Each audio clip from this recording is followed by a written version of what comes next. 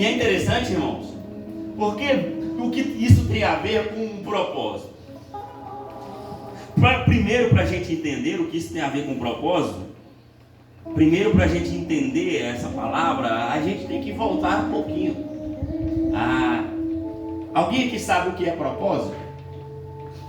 Alguém se arrisca? Amém? Propósito, segundo o dicionário Aurélio, é a intenção de fazer algo. Projeto, desígnio. Aquilo que se busca alcançar. Objetivo, finalidade, intuito. Propósito com definição geral. Propósito é um motivo pelo qual se tem uma grande vontade de alcançar um objetivo. Alcançarmos um objetivo. Alcançarmos um objetivo. É interessante, irmãos, porque quem nunca parou para pensar, ou quem nunca fez uma pergunta relacionada a isso aqui, ó: qual é o propósito de Deus para mim? Aleluia. Responda para você. Você já descobriu qual é o propósito de Deus para você? Porque, trazendo para panos claros, deixa eu te dizer algo. Propósito, irmãos, é como você dizer assim, ó: eu vou para o RC. É um propósito. Só que o que temos que parar para pensar é qual é a motivação de eu ir para o RC. Será que eu vou para o RC para receber de Deus? Será que eu vou para o RC para ser renovado, para ser batizado? Ou eu vou para o RC para mostrar o meu tênis de marca, para mostrar a minha roupa de marca, para conhecer gente? Porque tem gente, irmãos, que vem para um ambiente desse para desfrutar do lugar, para desfrutar do ambiente, mas deixa eu te dizer uma coisa: há uma coisa melhor do que o lugar, há uma coisa Aleluia! melhor do que esse lugar pode nos proporcionar, que é a presença de Deus que está aqui no Aleluia! lugar. Isso é melhor que o lugar, irmãos. Por isso que quando Jesus está dizendo uma palavra, e ela está muito dura, e as pessoas estavam indo embora, um de seus discípulos chega e diz assim: Senhor, a palavra está muito dura. Jesus disse: quer vos retirar também? Eu amo as canções da Gabriela Rocha. Eu amo ouvir ela, mas ela ousou mudar a palavra. Ela disse: para onde iremos nós?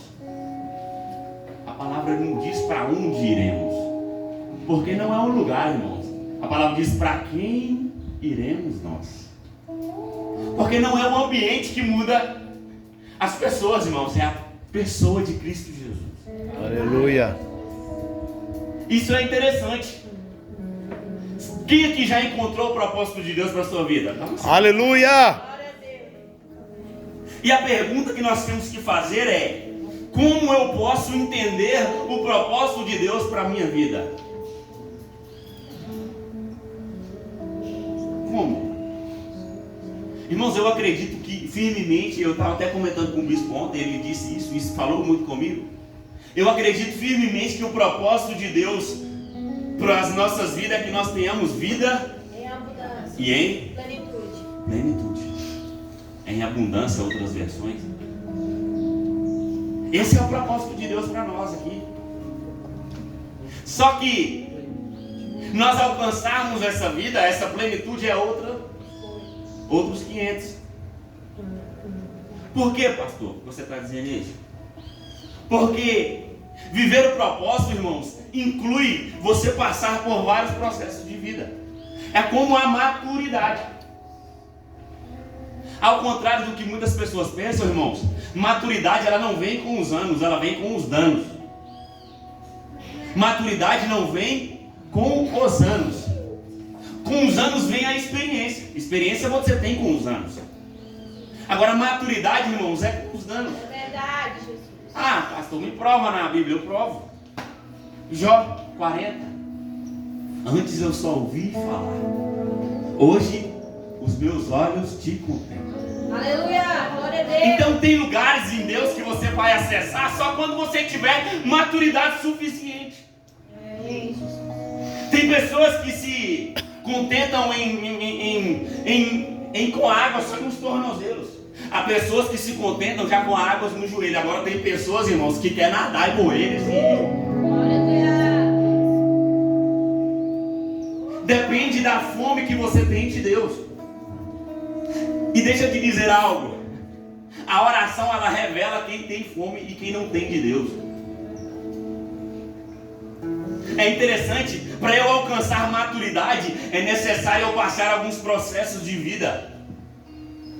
Todos nós passamos, irmãos. Uns passam mais, outros passam menos. Essa é a nossa vida. A nossa vida, ela é de altos e baixos. Ninguém é feliz todo dia. E como eu posso fazer, Diego, para mim entender qual é o propósito de Deus, o que eu preciso fazer, o que eu tenho que entender? Deixa eu te dizer algo. Existem duas classes de pessoas: as que nascem com um propósito e as que nascem fora do propósito. Agora só foi longe, né? É verdade. Tem pessoas que não nascem no propósito. Eu não nasci no propósito. Davi não nasceu no propósito. Davi já era rei de Israel? Davi era o quê? Pastor de ovelha. Quem era que tinha que ser rei de Israel? Não era a descendência, a linhagem? Não tinha que ser Jonatas? Por que então foi Davi? Porque Davi precisava se encaixar no propósito de Deus para aquele tempo. Aleluia. Eu ouso dizer que se você não está no propósito, mas Deus precisa te encaixar para esse tempo. Aleluia. Deus precisa te encaixar no propósito dele para você viver esse tempo. Aleluia. Porque é assim, irmãos, o propósito, ele tem tempos. Existem pessoas que já nascem com um propósito, como João Batista. João Batista já nasceu num propósito. E eu amo a história de João Batista, irmãos. Quando o apóstolo me deu esse tema, eu já falei, ia chover no molhado. Porque se tem uma coisa que eu gosto, irmãos, é de propósito. Se tem uma coisa que eu gosto de viver, de pregar, é no propósito, irmão. Todos os dias eu procuro a Deus. Senhor, será que eu estou de fato no seu propósito? E se tem uma coisa que é maior ainda do que o seu propósito, é a vontade de Deus. Porque não importa se você gosta ou não, mas o propósito de Deus tem que se cumprir na sua vida. E é interessante, irmãos, João Batista, por quê? Porque João Batista já nasceu no propósito.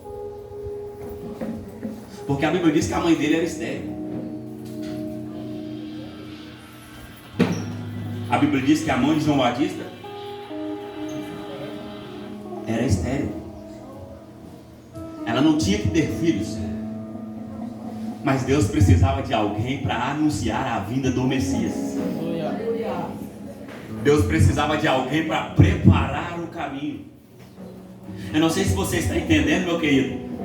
Eu não sei de onde você veio, o que você passou, mas Deus precisa de você para anunciar a chegada do Messias. Aleluia. Glória a Deus. Aleluia. Quem vai anunciar a chegada do Messias, não espante, não é a fulano A, não é B, é você que vai anunciar Aleluia. a chegada do Messias.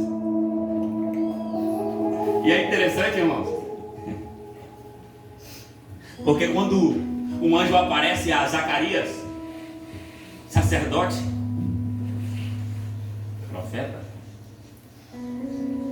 e conta para ele, ele fica abismado. Vou contar para todo mundo. Deus vai lá e... Porque tem coisas, irmãos, que não é todo mundo que precisa ficar sabendo. É verdade. Nem todo mundo vai se alegrar com o propósito que Deus tem para você. Parece palavra de coach, né, irmãos? Mas agora vai dar uma rachadinha. Só na introdução ainda. Nem todo mundo precisa saber o propósito de Deus para a sua vida. Mas quando esse propósito chegar, irmãos, querendo ou não, as pessoas vão ter que saber. Deus cala a boca de Zacarias.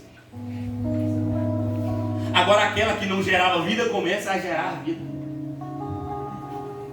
E é interessante, eu sempre gosto de lembrar que quando a mãe de Jesus vai visitar Maria, ou a mãe de Jesus vai visitar Isabel, quando ela chega que cumprimenta Isabel, automaticamente João Batista salta no ventre da sua mãe. Isso aqui é muito forte, irmão. Sabe por que a gente nunca vai apoiar o aborto? Sabe por que Deus nunca vai apoiar você abortar uma criança ainda no ventre? Porque tem a capacidade de uma criança ser batizada com o Espírito Santo ainda no ventre. Glória a Deus. Isso é muito forte, irmãos. Isso é muito forte. Automaticamente a criança salta. Isabel diz: bendita és tu entre as mulheres. Bendita és tu, porque eu conheci a mãe daquele que vem.